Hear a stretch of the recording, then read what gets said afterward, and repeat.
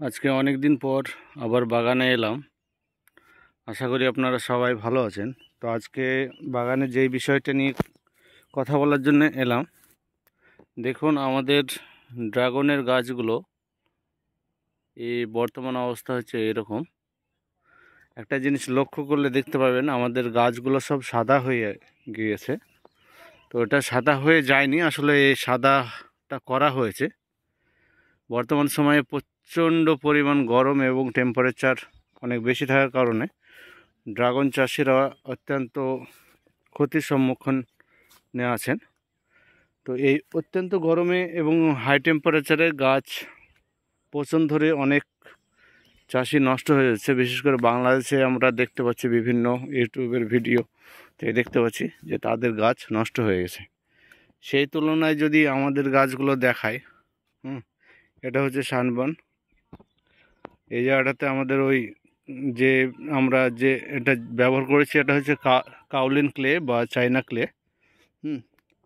এই এই ডালটা দেখুন, এই সাইডটাতে সানবার্নটা হয়েছে, এই জায়গাটা হলুদ হয়ে আছে। এই সাইডটাই দেখুন কোনো সানবার্ন হয়নি। না হওয়ার কারণ হচ্ছে যে আমরা কাউলিন ক্লেটা দিয়েছি ওর জন্য।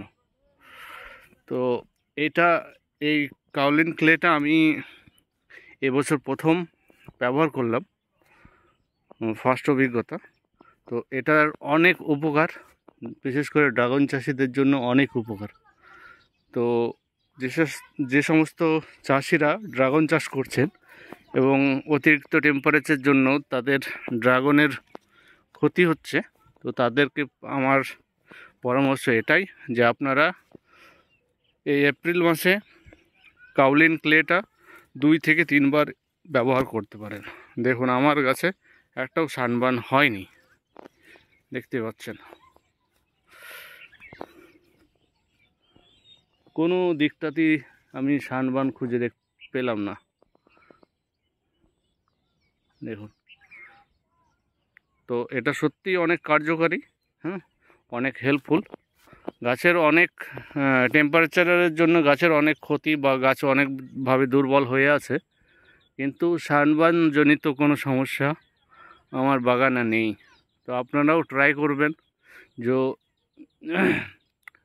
চেষ্টা করবেন এটা ব্যবহার করার জন্য।